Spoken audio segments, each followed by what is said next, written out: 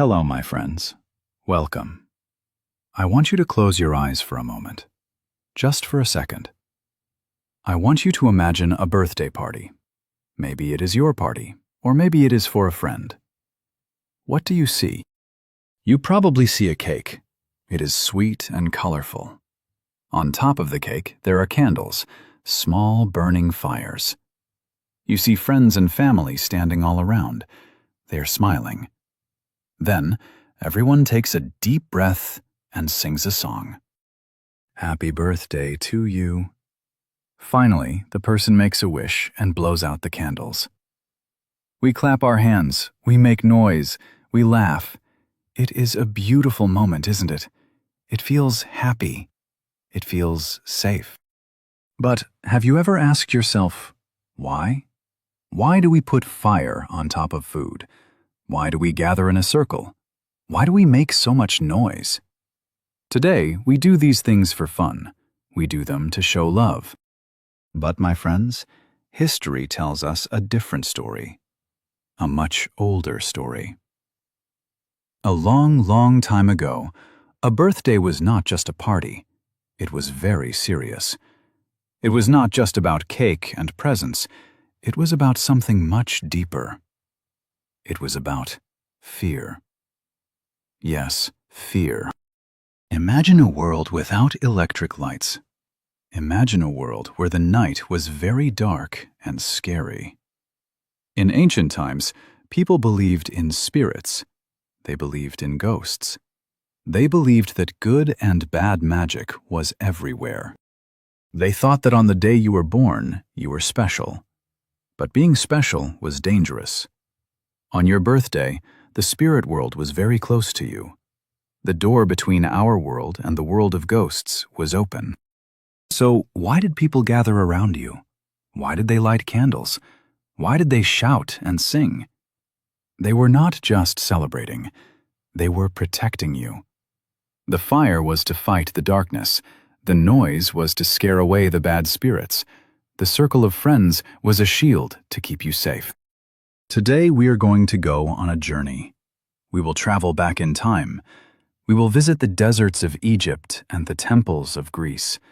We will see how this ancient fear turned into our modern joy. We will discover the secret history of the birthday cake. Are you ready to uncover the mystery? Let us begin. Let us travel back in time. We are going back thousands of years. We are going to a place of hot sand and great rivers. We are going to ancient Egypt. When we think of birthdays today, we think of everyone. You have a birthday, I have a birthday. Even your dog might have a birthday. In the beginning, birthdays were not for normal people like you and me. They were only for the most powerful people. They were for kings. In Egypt, the king was called the Pharaoh. The people of Egypt believed the Pharaoh was not just a man. They believed he was a god living on earth. Historians study the old writing of Egypt. They found records of birthdays. But here is the surprise. These dates were not the day the Pharaoh was born as a baby. No, these dates were the day he became the king. Why? The Egyptians believed that when a man became Pharaoh, he was born again. He changed from a human into a god. This was his true birth. This was the day that mattered. So, the first birthdays in history were actually coronations. A coronation is the ceremony when a person becomes king. Imagine the scene. It is a huge celebration. There are thousands of people. There is delicious food and music, but it is all for one person. It is all to honor the God King. It was a way to say, you are powerful, you are above us. We see this in other ancient places too. In the Bible, there is a story about a pharaoh's birthday. It was a day of great feasts. We also see this in ancient Persia. Persia was a great empire near Egypt. The Greek writer Herodotus wrote about the Persians. For the Persians, a birthday was the most important day of the year. But again, it was mostly for the rich and the powerful. On this day, they ate a special meal, The rich people would eat a whole animal, like a horse or a camel or an ox, roasted over a fire. So, in the beginning, the birthday was about power. It was about status. It was a way to mark the time for important leaders. But what about the candles? What about the cake? The Egyptians and Persians did not have these things. To find the origin of the birthday candle, we must travel across the sea. We must go to ancient Greece. Now, my friends, let us leave the deserts of Egypt. We are moving to ancient Greece. This is a land of white stone temples and blue seas. The Greeks had many gods and goddesses. They had a story for everything. One of their most famous goddesses was named Artemis. Artemis was a powerful goddess. She was the hunter. She protected animals in wild places, but she was also the goddess of the moon. Imagine standing in ancient Greece at night. There are no streetlights. It is very dark. You look up at the sky. You see the moon. It is big, round, and bright. It shines a beautiful white light down on the earth. The Greeks wanted to honor Artemis. They wanted to give her a gift. So they went to the temple. But what gift could they give to the moon goddess? They decided to bake a cake. But not just any cake. They made the cakes round. Why round? To look like the shape of the full moon. They used honey to make it sweet. But a cake sitting on a table does not look like the moon. The moon glows. The moon has light. So the Greeks had a brilliant idea. They put lit candles on top of the round cake. Imagine it. In the dark temple, the candles flickered. The fire made the cake glow yellow and white. It looked just like a small moon. This is likely the very first time we see candles on a cake. But the candles were not just for decoration. They had a spiritual purpose. When the candles burned, they created smoke. The smoke went up into the air. The Greeks believed that the smoke carried their prayers up to the gods. If she was happy, she would protect them. Here we see the idea of protection again. The light was beautiful, yes, but the light was also a tool. In the ancient world, darkness was often associated with danger and evil. Light was safety. Light was holy. By lighting these candles, the Greeks were asking for favor. They were asking for good luck. However, the Greeks did not usually celebrate the birthdays of regular people. Like the Egyptians, they focused on gods and heroes. They celebrated the birth of a god every month. But the pieces of our puzzle are coming together. We have the special day from Egypt. We have the cake and candles from Greece. When did the birthday become about us? About the common citizen? To answer that, we must march forward to the Roman Empire. We travel now to Rome. The Roman Empire was vast and powerful. The Romans took many ideas from the Greeks, but they changed them. They made them their own. In Rome, we see a big change in our story. For the first time, birthdays were not just for gods or kings. They began to be celebrated by the common man. Well, I should say, the common man, not women. In ancient Rome, usually only men celebrated their birthdays. Women's birthdays were not celebrated until much later. The Romans were famous for their parties. If a Roman man had a birthday, his friends and family would celebrate. They would have a banquet. A banquet is a large, fancy meal. They drank wine and ate good food. They even gave gifts. This is one of the first times we see gift-giving for normal citizens. If it was a major birthday, like turning 50 years old, they might make a special cake with flour, nuts, and honey. It sounds fun, doesn't it? It sounds like a modern party. But remember our theme. Underneath the wine and the laughter, there was still fear. There was still superstition. The Romans were very superstitious people. They believed in signs and omens. They believed that good and bad luck controlled their lives. They believed that every man had a protective spirit. This spirit was called a genius. Now, today, a genius is a smart person, but in Rome, a genius was a guardian angel. This spirit was born when you were born. It lived with you your whole life. On your birthday, you had to make your genius happy. If your genius was happy, you would have a good year. If your genius was angry or ignored, you might have bad luck. So the birthday party was actually a ritual. It was a religious ceremony. The man would make an offering to his genius. He might pour wine or burn incense. The friends would cheer. They would say good words. Why? They believed that bad spirits were watching. They believed that on your birthday you were vulnerable to the evil eye. The evil eye is a look that can cause harm or bad luck. So the laughter and the noise at a Roman party had a purpose. The happy sounds kept the bad luck away. The good wishes from friends were like a shield against the evil eye. The Romans brought the birthday closer to what we know today. They made it personal. They made it about friendship. But they never forgot the invisible world around them. They knew that a birthday was a time of spiritual danger. But soon, a new religion would rise in Rome, and this new religion would try to stop birthday celebrations completely. The Roman Empire was strong, but it changed.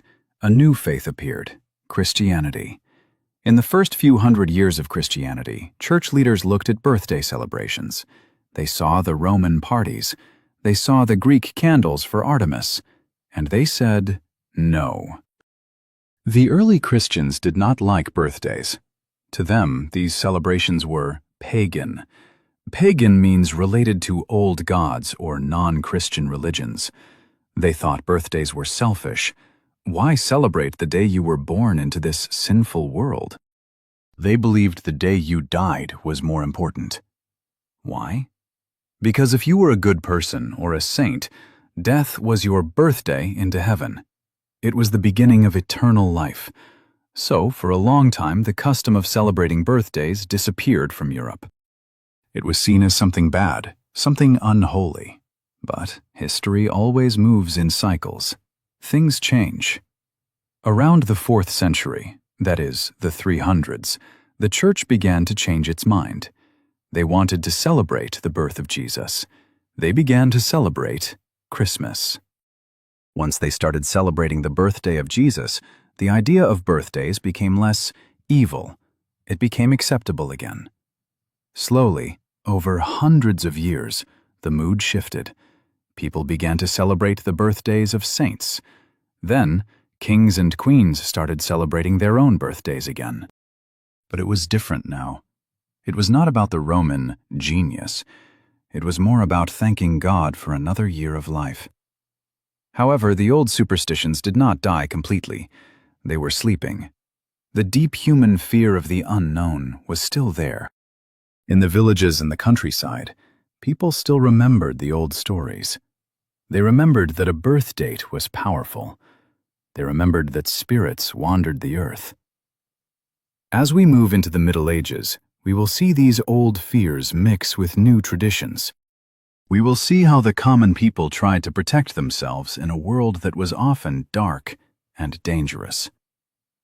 The church said to pray, but the people knew they needed more than just prayer.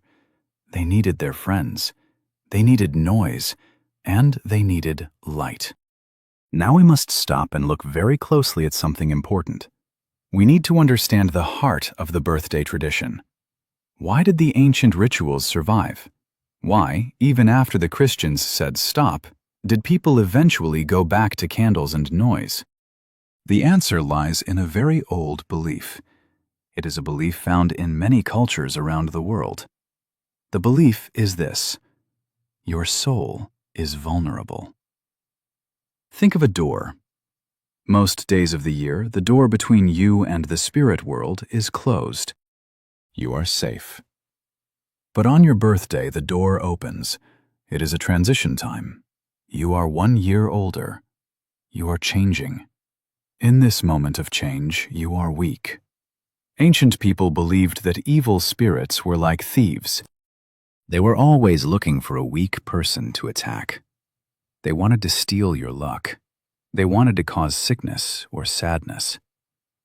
On your birthday, these spirits gathered around you. They were waiting in the shadows.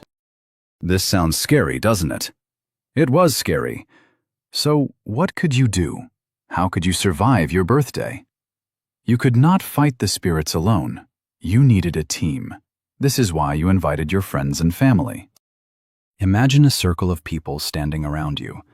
Their presence created a barrier, a wall of love and strength. The spirits could not get through the circle. But you needed weapons too. What do spirits hate? They hate two things: light and noise. Spirits like the dark. They like silence. So, to fight them, the people made the opposite. They lit fires. They lit candles. The light burned the shadows away. The light revealed the hidden demons and made them flee.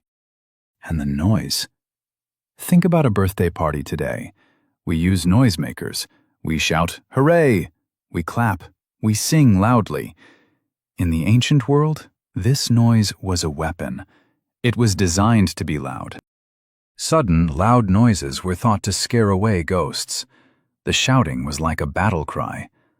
So, when you see a child blowing a noisemaker at a party, remember this: they are unknowingly reenacting an ancient battle. They are scaring away the monsters. This is the core truth of the birthday. It began as a protection ritual. It was a way to keep your loved ones safe for another year.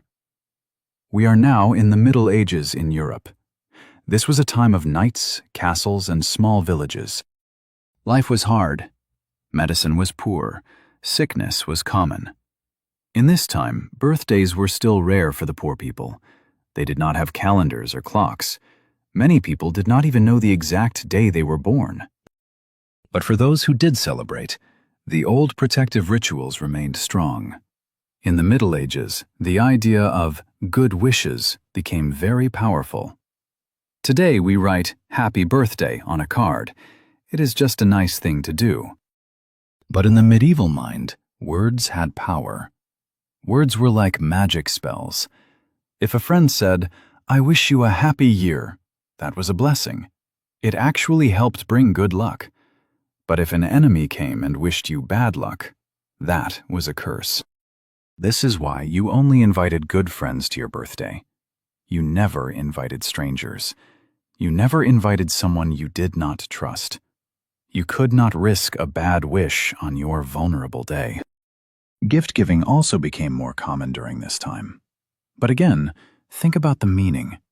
A gift was a symbol. If I give you a good gift, maybe a tool, or some cloth, or some food, I am proving my loyalty. I am showing that I want you to prosper. The gift reinforces the bond between us. It strengthens the circle of protection we talked about earlier. The feast, the food, was also part of the protection. Sharing food creates peace. So, in the dark, cold castles of Europe, a birthday feast was a beacon of warmth.